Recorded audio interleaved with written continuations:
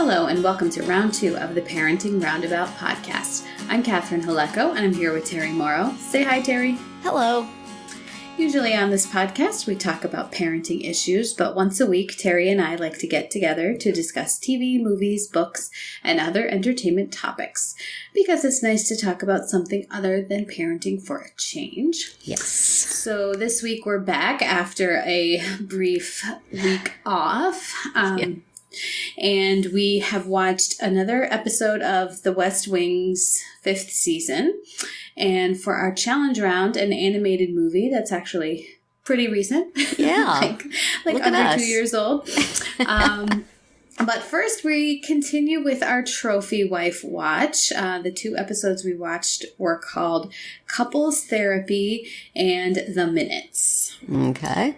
If you recall. It's been a while maybe since you watched them. But I had that extra week while you were off vacationing to watch stuff. So couples therapy, while we might have thought that Pete and Kate were in therapy, they were actually just pretending they were in therapy so that they could go do fun things and get out of annoying things like cleaning up at the school carnival. And the 2 ex-wives were obliged to help them out because couples therapy is a good thing. Right. So, but they got caught, of course. Yes. Yes. That tennis practice they were taking was going downhill already. They were already in trouble. Right. They were sort of rescued by having to unite against the ex-wives. Right. And then in the minutes, I don't even watch Scandal, but I could tell that it was a Scandal, parody, what they were doing, which I thought was actually quite funny, even though I don't watch Scandal. Yes. That Kate said some incriminating things during a PTA meeting, and she and Diane had to work together to prevent the secretary from releasing the minutes of said meeting. Yeah, that was in the tradition of this show taking a turn partway through that I didn't expect. That was, they had planted the scandal early, and then you see Diane starting to watch it, and then the way she just kind of swung into action Olivia against Pope this action. Secretary Olivia Pope style. Yeah, that was pretty funny. That was cute. So, as usual, just when I say, I don't like where this is going, they go off in a completely different direction. Yeah, and, I agree that happens quite a bit on this show, and it's pretty funny. And in that one, you also had the Jackie and Pete reigniting an old feud over a hose with their former neighbors, who they thought wouldn't let their son go to the dance with Hillary, although they didn't want Hillary to go to the dance with the son, but once it's the other family saying no, then they go into tremendously clumsy confrontation. And it turns out that the kid is just scared of Hillary, as who wouldn't be. Exactly. The kid was and meanwhile, Warren is trying to get a date with Vanessa Hudgens by accidentally on purpose seeming like he's dying. He's got a terminal illness. Yes. That was fun. Either he was oblivious or... I'm not sure Bert was oblivious. I think Bert was pushing that angle. Bert was probably way less oblivious. Warren may have been clueless. Yeah, I think Warren was clueless for sure. But yes. Bert is a smart cookie. So. He saw where the tape was going, and he just jumped in to push it in the right direction. Let's go with it.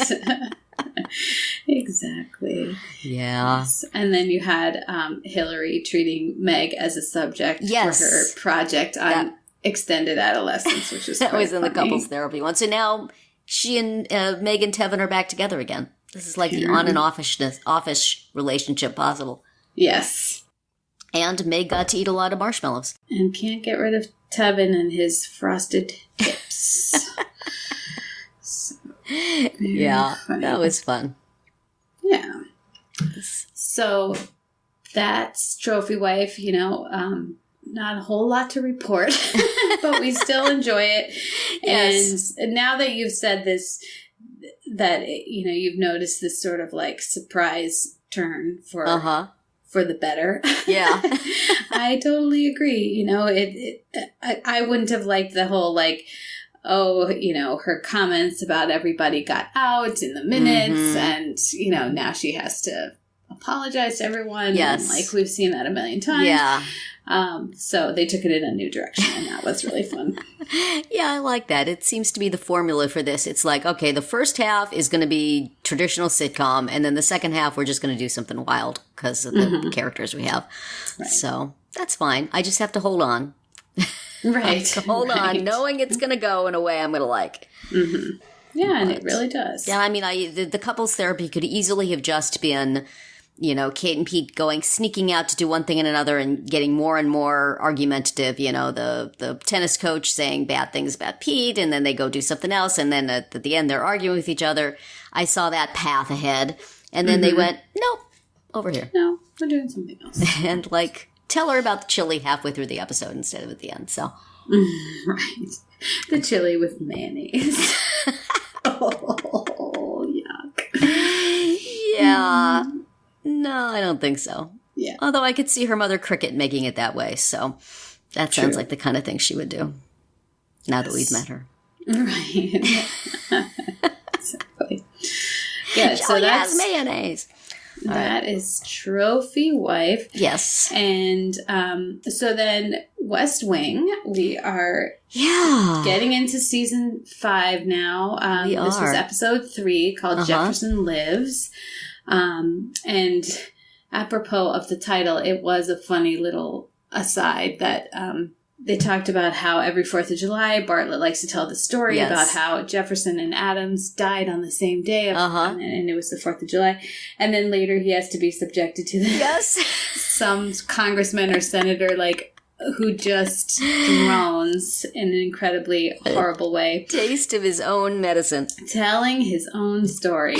And very, very cute. Yes, that was a little justice for everybody who's ever been stuck in a chair in the Oval Office listening to the president bloviate. Yes.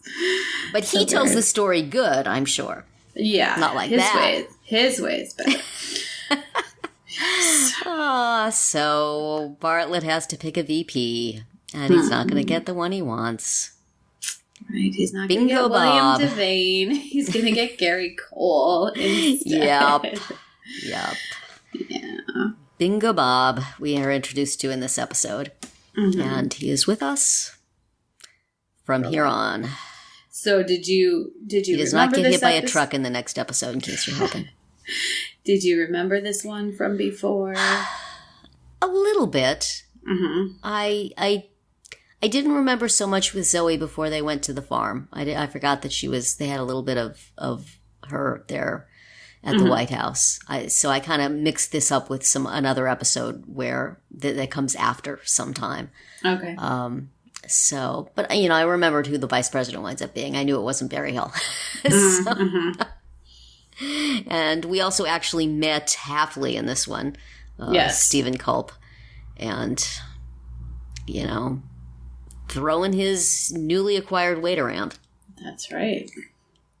So, but then the turn was that the Democrats also nope, we're not going to confirm your guy. Right. So. Well, really, everyone is not interested in having a powerful vice president because people on both sides want to run against, want to run.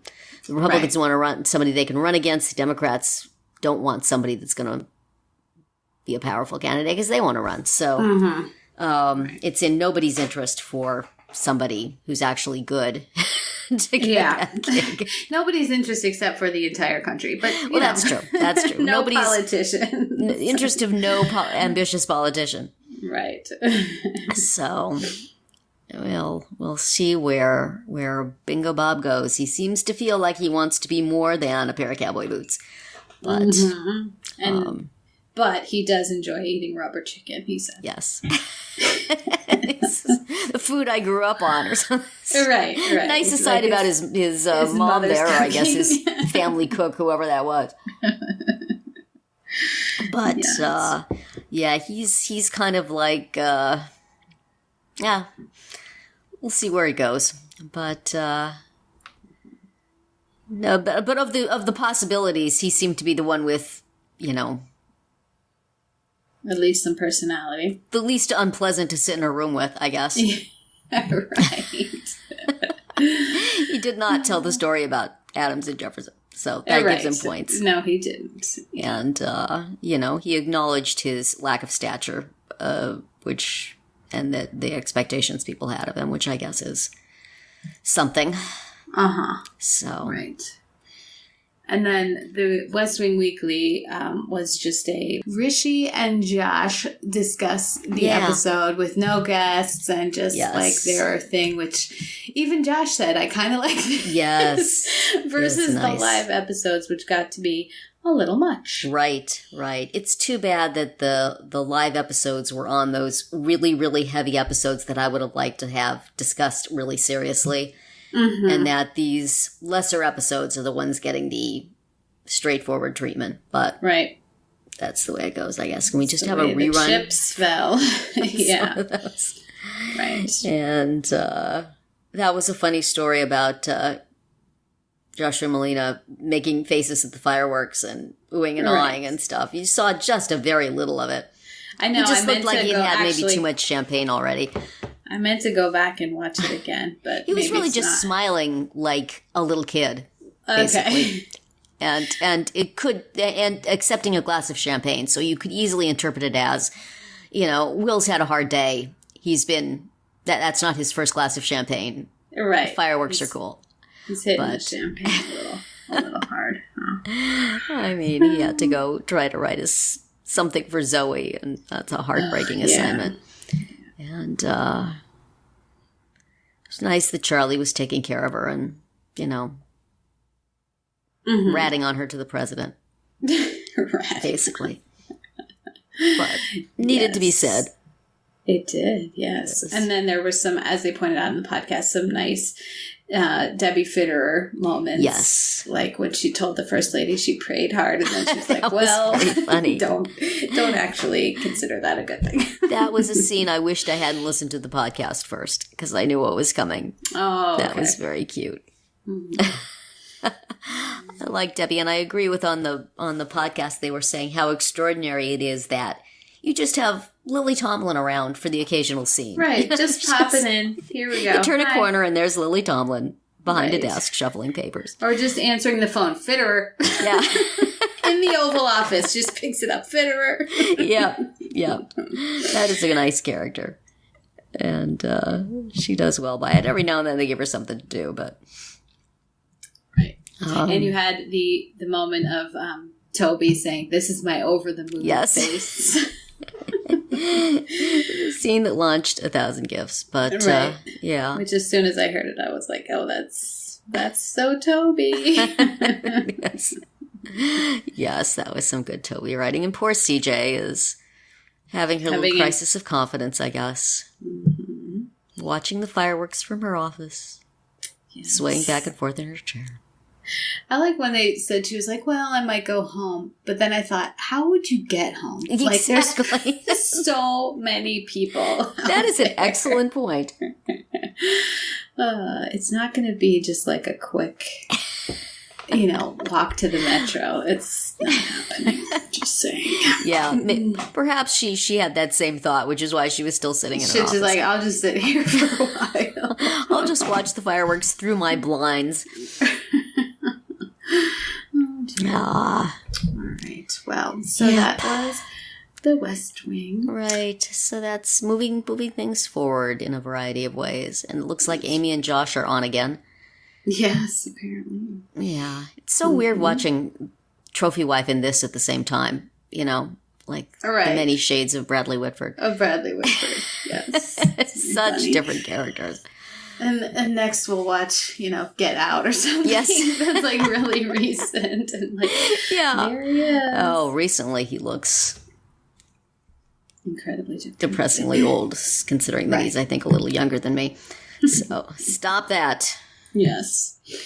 Use some hair dye, man. Come on. All right. We've heard this before, too. A continuing theme. Just every now and then I gotta yell at him. Yes, you've got to just take him to task. We interrupt this podcast to remind you to please consider the free Radio Public app for all your Parenting Roundabout listening needs. If you listen to our podcast on the app, we'll get paid a little for each listen and more if you listen a lot. It's a great way to financially support our podcast without having to actually spend, money. Now on to our challenge round. Okay, so for our challenge round, this time I challenged you to watch the movie Coco. So it's a Pixar animated movie, which I actually hadn't seen. So it was a little bit of a cheat on the challenge. But, sometimes in order to force ourselves to watch things, we force one another. We use this challenge to force ourselves to watch things we meant to watch. Right. So Coco came out in November of 2017, and it is a movie about a young boy who wants to be a musician, and his family is totally opposed for generations to the very concept of music. And he goes on an adventure in the land of the dead on the night of Day of the Dead in Mexico. Right. And I loved it. I just, the animation, the set was just amazing. Was cool. Everything from I think it's called papel picado, the like tissue paper designs that they started with and ended with. They had them in the credits also. But they used them to kind of tell the backstory of the family at the very beginning. That was cool. Which was awesome. And then just the visuals of the land where the dead live, all those colorful like skeletons that you associate with Day of the Dead. Just wonderful, I thought. Yeah, it was very visually inventive. And an unusual story, not a princess, not a, it's not that, I guess Pixar stuff doesn't. Is this Pixar? It is, yeah. Okay. Yeah, I guess they're not so much on that thing, but it was a story that I hadn't seen before. I didn't think, at least the way it was told, certainly striking out on your own against your family is not that unusual, but he's, very young and the family history is very specific. And just then going over into the land of the dead was just allowed them to do so many very cool things. And I didn't feel it was that predictable. I had heard a little bit. I knew there was going to be a twist. And we should say here, spoiler alert, if you haven't seen Coco, bookmark this point in our podcast. We're done after this. So save it, come back after, go watch it because it's good. Come back after. Yeah. But the fact that the person who is his great-great-grandfather was not the one he thought, but the guy who's been helping him out all along. Right. I had heard that there was a twist and people had been saying that they thought that it was obvious to them what the twist was going to be, but it wasn't obvious to me. No, not to me either. I kind of thought, I wonder if this guy who's helping him is somebody important, but both the fact that it was in fact his great-great-grandfather and the other guy killed him came as a surprise. And then everything just falls into place, why he never came back and all that stuff. It all starts to make sense. And, I was watching it with some friends, which first let me just say that we were at a hotel for my son's Special Olympics. We were at a hotel that had a TV that you could enter your Netflix number into and then watch your Netflix on their big screen TV. Which is, I've never been in a hotel that had that before. That is so cool. So, we did that. And because of that, we were able to watch Coco together on this big screen. It was very cool. And I like that. And all hotels should do that immediately. And therefore, we should also always travel with our Netflix passwords. Right. Make sure you know your password. You can also watch YouTube. My daughter was very thrilled that she could watch her YouTube videos on it. But, cool thing. So anyway, we wound up watching Coco all together, and I was, as I usually do, multitasking. I had my computer with me. I was doing stuff. And at about a certain point in the movie, I just stopped doing other things and just watched. And I think it was at that point at which there's a confrontation between the two guys, and you realize that, no, this was not the great-grandfather. This was the guy who killed the great-grandfather, and this is the reason the family wound up like that. And he's really the bad guy, and then we're suddenly scrambling together to thwart him, and everybody kind of comes together. That was really neat. That was, even if you knew that stuff wasn't going to be as straightforward as it looked, I didn't see that coming. So no. And I was watching it with my son, and he also had not seen it before. And when the original guy that the boy thought was his great grandfather turned out to be a murderer, my son just looked at me like, what? Oh no, he can't be the bad guy. Like he was upset. Yeah. We both were. We were like, but that's supposed to be the good guy. Right. So, and then he's not only the bad guy, but he kind of immediately makes things impossible for them. Mm-hmm. And yes. It reminded us of, I don't think you've seen Frozen, No. But there's a similar thing in Frozen where the suitor of Anna, who's voiced by Kristen Bell, he's like he's like her instant fiance, and then he turns into a bad guy, and you're like, oh no! Oh wow! So plot twist, So that happens in Frozen also. I believe the songs, the songwriters for Coco were the same ones as for Frozen. Was it the Lopez's? The Lopez's, yes. Yeah. I think there were some other people as well. That might have been. They wrote the song that I think won the Oscar. The Remember Me song, yes. Which I remember how much I didn't like that performance on the Oscars, but in the movie it's great, and all the different ways it's used. Yes. It was really cool. Well, because in the Oscars they did like the pop version. Well, I think they did. They had somebody singing it like just in front of a mic, and then the whole back opened up, and there was the whole big production number. Right. So, I mean, they sort of tried to have it both ways, but if you really don't know the story, it kind of doesn't mean anything. Mm-hmm. So. Yeah, in the story, it's very meaningful. Yeah. And important. Yeah. That was nice. I really liked that, and I liked the way, they didn't get the easy ending of him bringing back the picture, but he was able to get his great-grandmother to remember. Right. Yeah, her dad, and that was very cool. And, right, and it was very moving how it really was. In the land of the dead, once the last person forgets you, that's it, you're gone. Yeah. Yeah. Yeah, very well done. Nicely done. Had that character seem to be such a loser and a nobody at the beginning, and then he turns out to be the most important person there. Mm-hmm. That was very nice. Absolutely. Yeah, I liked it. I'm not always, interested in watching that sort of thing, but I'm glad that when my friends proposed watching it, I knew I had to watch it for you, or else I might have said, "Really? Yes, do we have to watch that?" There's so many things on Netflix. Can we watch something else? But it was like, wow, well, this works out well since I've just been challenged to watch this. Sure. Well, and I'm glad. It's good for a group. Sort of. Yeah. It can appeal to a lot of different people and ages and Yeah. Well, it was my friends, and then my daughter was there for a little while, and then she got bored. So. Oh, she did. Oh, wow. 1 thumbs down, 3 thumbs up. Good. So, Coco, yay. I'm glad we got a chance to watch it. Thank you, Netflix, for having Coco. Yes. Because that made all the difference. And thank you, residents in Hamilton, New Jersey, for having those cool TVs. Hamilton. Made it very easy. Good. So why don't you tell me about the challenge for next time? Yes. Now, for next week's challenge round, I've been my last challenge to you was to watch the USA series White Collar, and I figure as long as we're on a USA kind of trend, let's watch another one. So for this one, I'm going to challenge you to watch the pilot of Burn Notice, which was it's kind of a procedural, but also like kind of a spy. It's a very USA show. Okay. One of the earlier ones, I believe. And I'm not going to say too much about it. Watch the pilot. It's a lot of fun. I started watching a little of it the other day. And then we'll talk about it next week. Okay. Sounds good. So next week we'll talk about that, plus episodes 20 and 21 of Trophy Wife. There's no guy in team and back to school.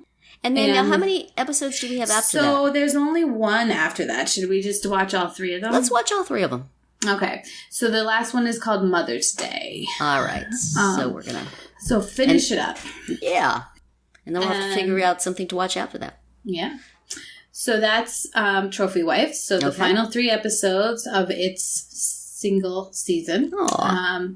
And then for the West Wing, the episode is called Han, H-A-N. Remember that one, yeah. Okay.